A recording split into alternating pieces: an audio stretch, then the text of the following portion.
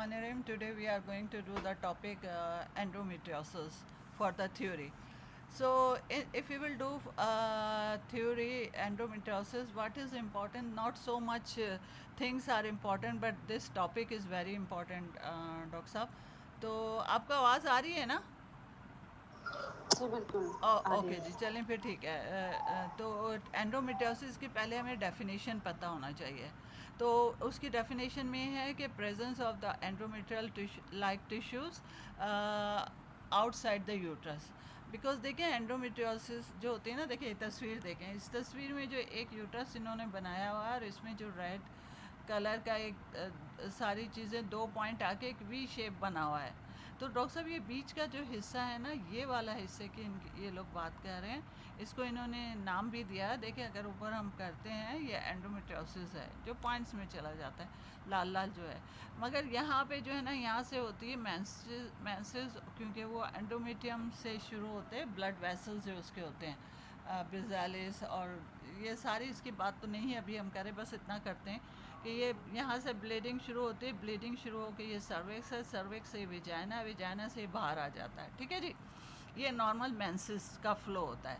मगर इस केस में क्या होता है कि ये यहाँ से बैक फ्लो चला जाता है, तो ये कहलाती है रेट्रोग्रेड थ्योरी कहलाती है। रेट्रोग्रेड थ्योरी का मतलब क्या हुआ, यहाँ से गई और देखिए ये ऑस्टिया है, ये फ्लोपिन ट्यूब है ना, फ्लोपिन ट्यूब के जो ओपनिंग होती है उसका हम ऑस्टिया बोलते हैं। तो ऑस्ट्रिया से क्या होता है, जब बैक फ्लो होगा तो ऑस्ट्रिया से ये निकलेगा, निकल के ये फ्लोपिन ट्यूब में जाएगा। फ्लोपिन ट्यूब के आगे देखिए ये ओवरी बनी हुई है, इधर साइड में ओवरीज बनी हुई हैं 2। तो ये ओवरी पे जाके चला जाएगा, चिपकेगा, समय पहले जाएगा फ्लोपिन ट्यूब पे। इतना तो नहीं जाता फ्लोपिन ट्यूब पे, मगर मगर मोस्ट कॉमनली ओवरी पे ज़्यादा जाके अटकता है, क्योंकि फ्लोपिन ट्यूब से जो चीज़ निकलेगी फिम्ब्रिया से, वो जाके फ्लोपिन ट्यूब पे ही चिपकेगी, सॉरी ओवरी पे ही चिपकेगी ना फ्लोपिन ट्यूब से निकलने के बाद। तो यहाँ निकलेगी, फिर उसके बाद जो अदर ऑर्गन ऑफ उसके बॉडी के एब्डोमिनल कैविटी के, उस पर जाके चिपक जाएंगे। ये जो पॉइंट्स है ना एंडोमेट्रियल टिश्यूज़ जो होते हैं, अब पूरा एंडोमेट्रियम तो नहीं निकला तो वो थोड़ी चिपकेगा जाके पूरा, तो थोड़ा थोड़ा ही निकला है ना जो स्लफ हुआ है। तो जो थोड़ा थोड़ा निकला है वो जाके कहीं भी चिपक जाएगा।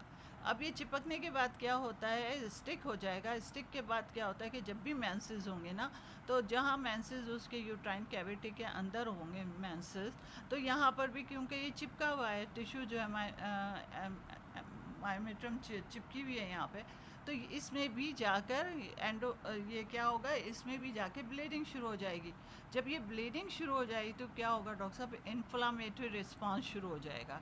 जब इन्फ्लामेटरी रिस्पांस शुरू हो जाएगा तो डॉक्टर साहब वो जो ऑर्गन जहाँ पे जाके ये चिपका है, उस ऑर्गन में एडिशन फॉर्मेशन हो जाएगी। जब वो एडिशन फॉर्मेशन हो जाएगी तो उस ऑर्गन का जो फंक्शन है ना, वो डिसफंक्शन में चला जाएगा, जो नॉर्मल फंक्शन नहीं होगा। तो डॉक्टर साहब ये जो है ना, ये पूरी मैंने आपको इसकी राम कहानी सुना दी है। ये है पूरा थ्योरी का, मतलब इसका बेसिस है, एंडोमेट्रियोसिस का बेसिस है। इसी के बेस पे इसकी क्लासिफिकेशन है, इसी के बेस पे ये जो मैंने आपको समझाया कि इसके बाद क्या होगा, इसी के बेसिस पे सारा कुछ आ रहा है। अच्छा, एक तो थ्योरी होती है। दूसरी थ्योरी इसकी ये है कि ये जो हार्मोन्स हो ना, हार्मोन्स के इम्बैलेंस होती है। अब दो ही तो हार्मोन है, एक जो एक्ट करता है यूट्राइन कैविटी पे, एक ईस्ट्रोजन है और एक प्रोजेस्टेरोन है। तो इसमें क्या हो जाता है कि सारा, क्योंकि शुरू के जो मेंसेस होते हैं ना, इसमें ईस्ट्रोजन अफेक्ट होता है। आफ्टर 12 वीक के बाद जी, प्रोजेस्टेरोन का काम शुरू होता है। तो ज़ाहिर बात है जो 12 वीक है तो उसमें जो काम सारा ख़राब करता है, कौन सा हार्मोन ख़राब करता है, क्या नाम है इसका, एस्ट्रोजन। अच्छा जी, एक चीज़ ये हो गई, एस्ट्रोजन की ख़राबी की वजह से होती है, हार्मोन के प्रॉब्लम से इम्बैलेंस जो होता है। अच्छा, एक और इसमें थोड़ा अफेक्ट काम करता है जेनेटिक भी। जेनेटिक मतलब किसी के फैमिली में एंडोमेट्रियोसिस है तो फर्स्ट रिलेटिव में, तो उसके दूसरे लोगों को, रिश्तेदारों को, उनको भी एंडोमेट्रियोसिस का चांस होता है। अब मसला सिर्फ ये हो रहा है कि कोई एक थ्योरी पक्की नहीं है, मगर मोस्ट पॉपुलर थ्योरी जो है ना, वो रेट्रोग्रेड है। तो इसकी कॉज की टियोलॉजी नहीं पता, ये टियोलॉजी नहीं पता कि भाई इसको क्यों गुस्सा आता है और गुस्से में आके ये पीछे चला जाता आगे जाने के बजाय, ये नहीं पता। तो ये जी, मोस्ट पॉपुलर थ्योरी है। अब इस मोस्ट पॉपुलर थ्योरी में क्या होता है कि ज़्यादा अफेक्ट क्या करती है, ये ओवरी अफेक्ट करती है। अब जब ओवरी अफेक्ट करेगी ज़्यादा तो क्या होगा कि इसमें जाकर ये जो है ब्लड जो होगा ना जमा होने लगेगा, क्योंकि ओवरी के ऊपर भी जाएगा और ओवरी के अंदर भी चला जाएगा ये। तो ब्लड इसमें जमा होने लगेगा तो क्या होगा, एक लेयर फॉर्मेशन हो जाएगी।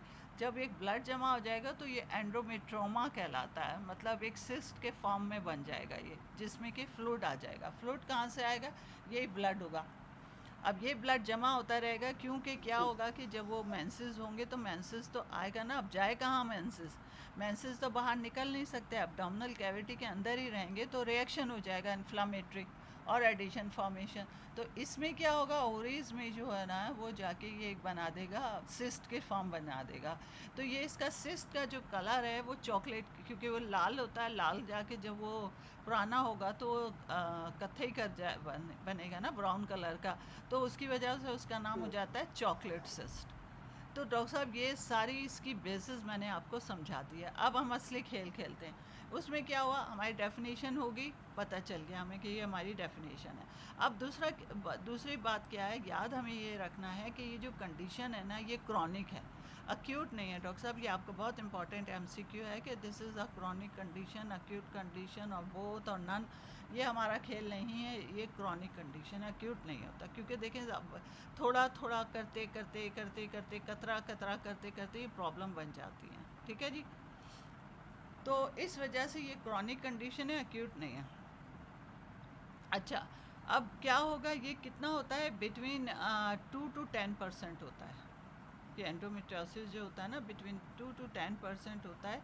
और इसका सब में बड़ा कॉज क्या होता है, जो इनफर्टाइल पेशेंट है, एक 100 पेशेंट हमने लिए पूरे, कोई भी कॉज की वजह से इनफर्टिलिटी हुई है, किसी वजह से हुई है, उसमें जो है ना 30 to 50% जो कॉज इनफर्टिलिटी का ये एंडोमेट्रियोसिस है।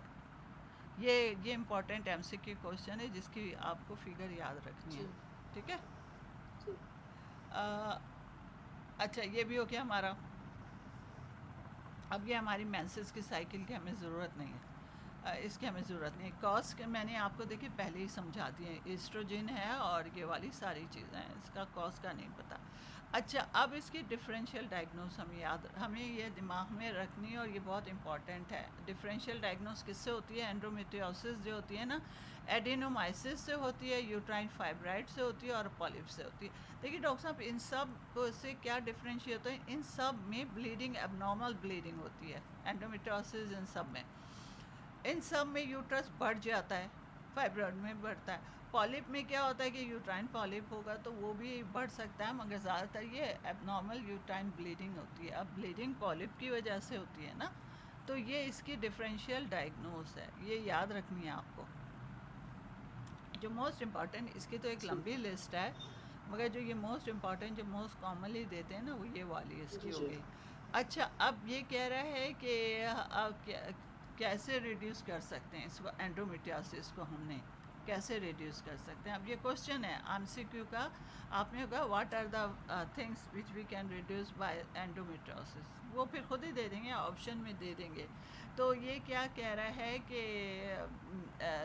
जितना इसको देखिए डॉक्टर साहब, इसमें क्या प्रॉब्लम होता है, जितनी ज़्यादा मेंसेस औरत को आती है ना उतने ही ज़्यादा रिस्क होते हैं, ज़्यादा। तो इसमें वन ऑफ द फैक्टर्स जो होते हैं ना प्रेगनेंसी करता है। प्रेगनेंसी कैसे हो सकती है, एक तो नेचुरल प्रेगनेंसी हो या फिर कॉन्ट्रासेप्टिव्स की वजह से प्रेगनेंसी रुक जाए, ठीक है ना, ये होता है। ये इसकी one of the preventive measures है, ठीक है ना, वो हमें आने चाहिए, ये हमें पता चल गया कि भाई अच्छा इसकी वजह से वो होते हैं, ठीक है। अब हमारे मसला ये कह रहा है कि ये इन्फॉर्मेशन है, ठीक है। अब क्या होता है, सिम्टम्स क्या होते हैं डॉक्टर साहब, ये सिम्टम्स आपके साथ आपके पास है, वो इसी में से आपने रट्टा लगाना है, और ये सिम्टम्स है ना बहुत इंपॉर्टेंट क्वेश्चन है। अब देखिए इसमें सब में इम्पॉर्टेंट क्या होता है, सिम्टम्स क्या होता है, डिस्मेनोरिया होता है। मेंसेस जब भी होंगे ना तो पेन होगा। देखिए डॉक्टर साहब ये तस्वीर जो बनी हुई है ना, तस्वीर में ये मतलब ट्रायंगल बना हुआ, तीन, ये ट्राइड कहलाता है। ट्राइड में इसके 3 फैक्टर्स जो है ना इम्पॉर्टेंट तरीन है। एक क्या होता है, इस सारी ब्लब की वजह से जो ये जो मेंसेस को जो जा रहा है, इन्फ्लामेशन हो रहा है, तो डॉक्टर साहब इसमें नर्व्स भी तो इंटरप्टमेंट हो जाती है, तो पेन होता है, समय ज़्यादा पेन होता है। तो एक तो एंडोमेट्रियोसिस का सबसे बड़ा सिस्टम जो होगा ना, पेन होगा।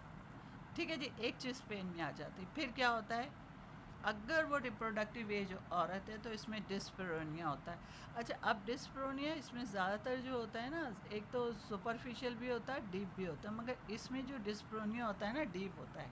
क्योंकि डॉक्टर साहब वो जो होता है अंदर जा रहा है ना, यूट्रस के अंदर है, तो सुपरफिशियल तो नहीं जी होगा।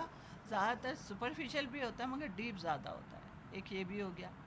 फिर जो तीसरा जो कोना आता है ना, तीसरा कोना आ जाता है इनफर्टिलिटी पे। क्योंकि डॉक्टर साहब वो जो फंक्शन है, ओवरी का फंक्शन है या ट्यूब का फंक्शन है, वो डिस्टर्ब हो रहा है ना इन्फ्लामेशन की वजह से और उसकी वजह से, तो इनफर्टिलिटी होता है। अभी मैंने आपको कॉज बताया 30 to 50% जो होती है ना इनफर्टिलिटी, वो इसकी वजह से होती है, एंडोमेट्रियोसिस की वजह से। अब जो दूसरी ब्ला है ना, अब डॉक्टर सारा, अब आप पढ़ें, मैं थोड़ा पानी पी लूँ। तो ये अब आप जी पढ़िएगा, जब तक इनमें से फिर बताती हूँ 3 इम्पॉर्टेंट, वो भूलने नहीं है आपने। तो उसके बाद जो जी अदर जी कॉजेज़ है ना, उसमें क्या इम्पॉर्टेंट कॉज है, ब्लड आता है इन द यूरिन, ब्लड आता है ब्लैडर में, यूरिनेशन में ब्लड आता जी है, और जब बाथरूम करने जाते हैं ना, बिग बाथरूम, पू जिसको हम जी बोलते जी हैं, या स्टूल पास करते हैं, उस वक्त ब्लीडिंग होती है। जी जी तो ये इसका नाम क्या होता है, जो ये ब्लीडिंग होती है, हम इसको बोलते हैं डिस्चेजिया। अगर एग्ज़ाम में ऐसा लिखा हुआ है जी तो डिस्चेजिया आता है। वो जी इसका जी वन ऑफ द उसमें होता है, मगर कॉमन सिम्टम हमें पहले आना चाहिए। अब ये ज़रा आप पढ़ लीजिए। जी मैं पढ़ती हूँ। Symptoms and diagnosis. What are the symptoms of endometriosis? Because the symptoms of endometriosis are not very specific, the diagnosis of endometriosis cannot be made by the symptoms alone. However, symptoms can give a doctor a first hint towards diagnosis of endometriosis. The symptoms of endometriosis are painful menstrual period, dysmenorrhea, non-menstrual pelvic pain, or pain appearing when a woman is not menstruating, pain during or after sexual intercourse, dyspareunia, pain emptying bladder, painful urination, dysuria, pain emptying bowel, dyschezia, painful rectal bleeding or the presence of blood in urine, hematuria, shoulder tip pain, cyclic lung problems, pneumothorax, cyclical cough, chest pain or coughing of blood, hemoptysis, cyclical scars, swelling and pain, fatigue, infertility, and any other cyclic symptoms. समझ आ गया है Cyclical ना आपको? symptoms are जी जी ये बिल्कुल छोड़ दें, बिल्कुल आ नीचे गया का छोड़ दें, ये समझ आ गया ना, बस जी ये हमें जी इम्पोर्टेंट है। ठीक है, जो हमें करना और कुछ जी नहीं करना, इस चीज़ को ना बस 3 हमें ज़रूर याद रखना है। डिस्मेनोरिया, ओके जी, डिस्मेनोरिया dyspareunia, होगा, और हाँ जी, डिस्मेनोरिया होगा, डिस्पेरोनिया होगा, और infertility इनफर्टिलिटी होगी।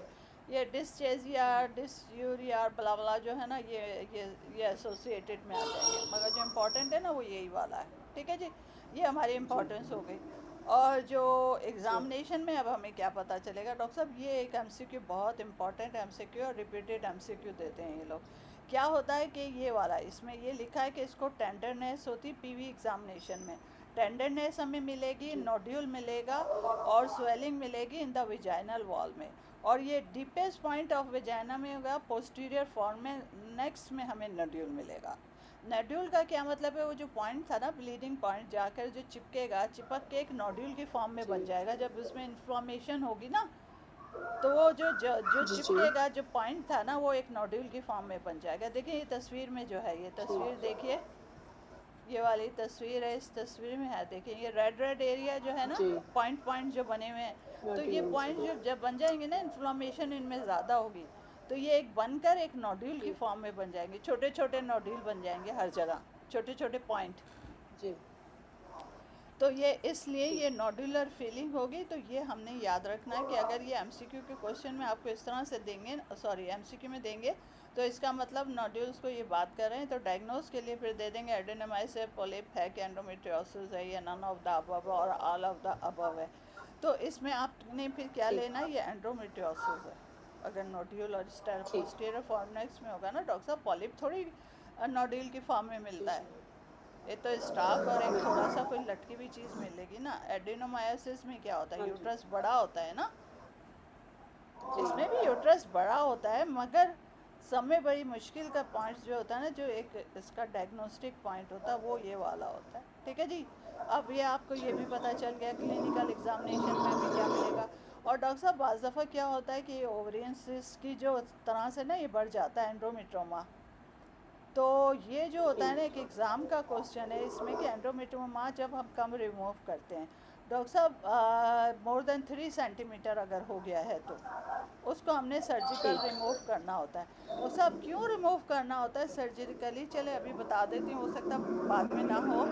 क्या मसला है कि हम उसको रिमूव करते हैं क्योंकि उसको इनफर्टिलिटी का प्रॉब्लम हो रहा है, मगर हम 3 सेंटीमीटर के बाद हम इसलिए रिमूव करते हैं कि अब वो फंक्शन नहीं कर रही है ओवरी जो है ना।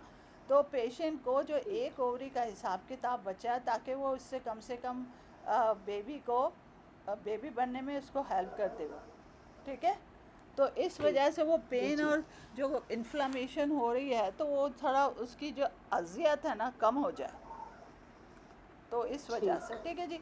अब हमारा ये भी कारनामा हो जाएगा। अब ये क्या कह रहा है कि ये अब हमने कर लिया एग्ज़ामिनेशन जो हमने कर लिया, अब ये कह रहा है कि इन्वेस्टिगेशन कौन सी करेंगे। देखिए डॉक्टर साहब, इसकी फ़र्स्ट लाइन इन्वेस्टिगेशन है ना टीवीएस है। ठीक। टीवीएस के बाद क्या होता है, पर एब्डोमेन होता है। पर एब्डोमेन कब होगा कि जब वो टीवीएस नहीं कर पाएंगे। अब खेल होता है शुरू इसके ऊपर, एमआरआई सीटी पीटी सीटी पे खेल होता है। डॉक्टर साहब ये रूटीन नहीं है, रूटीन हम नहीं करते हैं। हाँ, अगर अल्ट्रासाउंड से नहीं मिल रहा है, हमने किया है अल्ट्रासाउंड और क्लिनिकल एग्जामिनेशन से कुछ नहीं, पार्ट फ्लो हो रहा है, तो डॉक्टर साहब फिर उस वक्त हम ये एमआरआई करते हैं, ठीक है।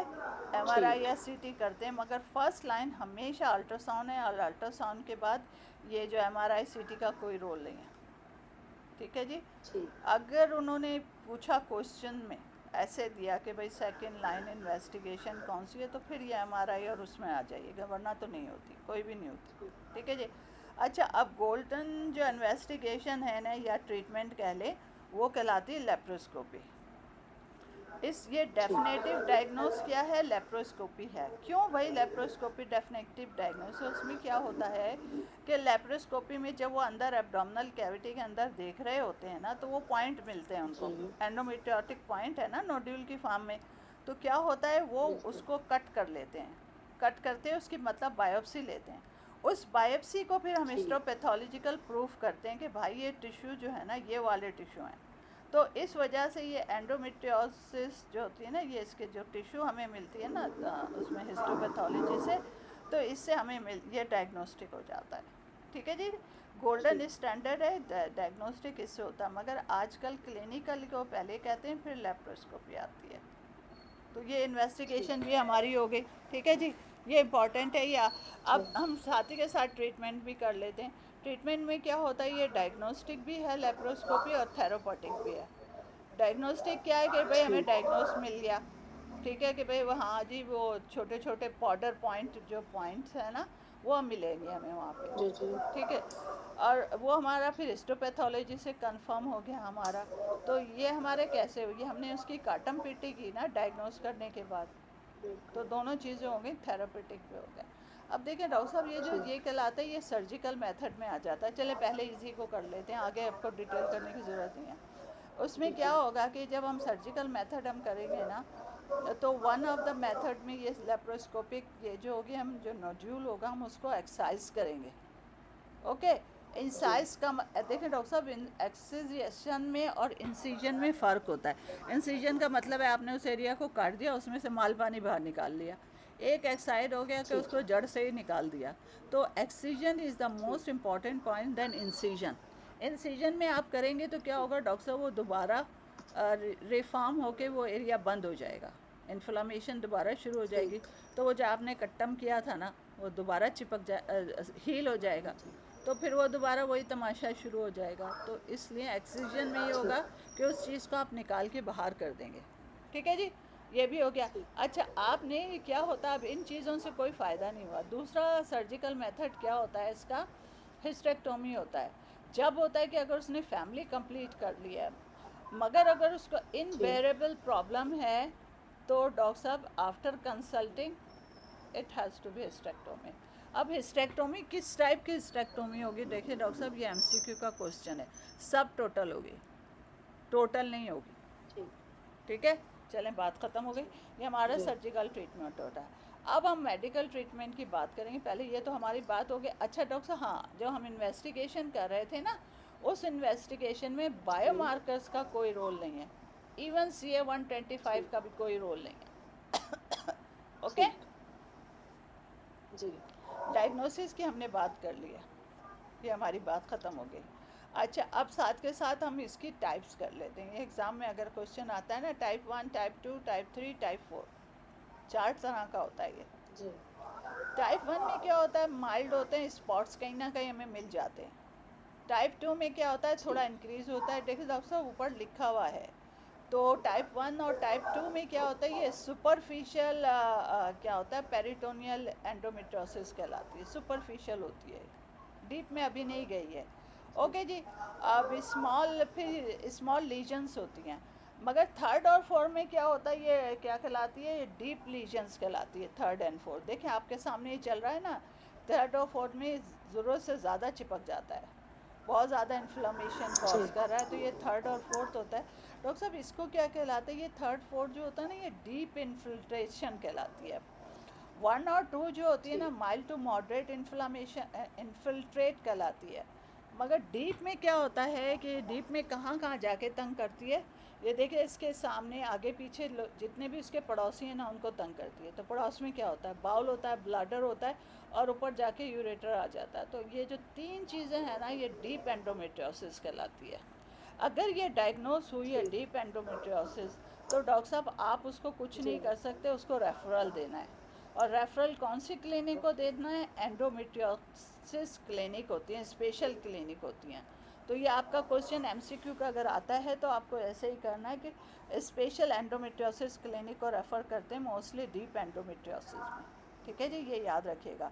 हाँ, अगर ठीक सुपरफिशियल है तो इसकी जो हमने की थी ना लेप्रोस्कोपी, तो उसमें जो सुपरफिशियल एडिशंस होती है ना, उसको हम निकाल सकते हैं, कर सकते हैं हम लोकली। ठीक मगर डीप में क्या होता है, जी देखें जी आप कितनी बुरी तरह से इन्फ्लामेशन हो रहा है। अब मुझ जैसी जाहिल करेगी बैठ के, मैंने तो कोई ट्रेनिंग नहीं ली है, मुझ जैसी जाहिल अगर करने लग जाएगी, डॉक्टर साहब बाउल ब्लडर को काट के रख दूँगी मैं तो, कुछ भी नहीं, कारनामा अंजाम करूँगी, उनको काटूँगी, और पेशेंट बेचारा का अच्छा करने के बजाय मैंने तो उसका बुरा कर देना है, क्योंकि मुझे कुछ नहीं आता, ये मेरी फील्ड नहीं है।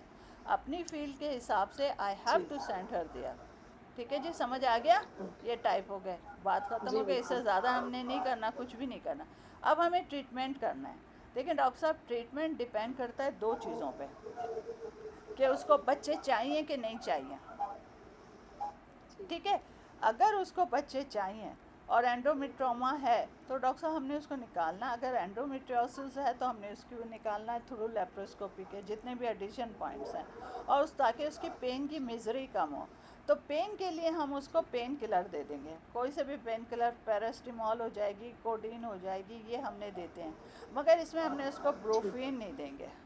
ब्रोफीन इसलिए नहीं देंगे ओके क्योंकि वो ओवुलेशन जो होती है ना, वो उसको रोकती है, ब्रोफीन वगैरह जो होती है ना, एनसिड जिनको बोलते हैं। जी तो उसमें जी हमने जी उसको वो नहीं देंगे अगर उसको बच्चे चाहिए। और अगर बच्चे नहीं चाहिए तो ठीक वो एनसिड ले ले, दुनिया की हर चीज़ पेन किलर में आ जाती है। और दूसरा ट्रीटमेंट क्या होता है, हार्मोनल ट्रीटमेंट होता है जो हम उसको देते हैं। हार्मोनल ट्रीटमेंट में क्या होगा, कॉन्ट्रासेप्शन देंगे हम। कॉन्ट्रासेप्शन में अगर उसके बाद क्या होगा, उससे भी अगर उसको फ़र्क नहीं पड़ा तो हम GnRH एंटागोनिस्ट देंगे। उससे भी अगर उसको जी फ़र्क पड़ गया तो वो 4 महीने तक हम चलाएं, 6 महीने तक चल सकता है। 6 महीने से ज़्यादा हम उसको नहीं चलाते, क्योंकि उसकी दूसरी कॉम्प्लिकेशन हो जाती हैं। तो उसको हम क्या करते हैं, HRT उसके साथ देते हैं, अगर उसको लंबा करना है, 1 साल 2 साल चलाना है, तो HRT के साथ हम उसको देंगे। मगर HRT की अगेन मुश्किलें हैं, उसके अलग तमाशे हैं, वो कैंसर कॉज करेगी, उसके जो अलग है एंडोमेट जी इसके। जी तो अच्छा काम करने के साथ उसको बुरा काम हो जाएगा। मगर ये सारे पेशेंट की डॉक्यूमेंटेशन और उसकी कंसेंट के बगैर नहीं होता। तो डॉक्टर साहब, ये इसका मेडिकल ट्रीटमेंट हो गया। ये देखिए, ये पेन है, पेन के लिए हम क्या देंगे, देख लें। हार्मोन ट्रीटमेंट मैंने बता दिया है, सर्जरी हो सकती है पेन के लिए, और पेन किलर होंगे।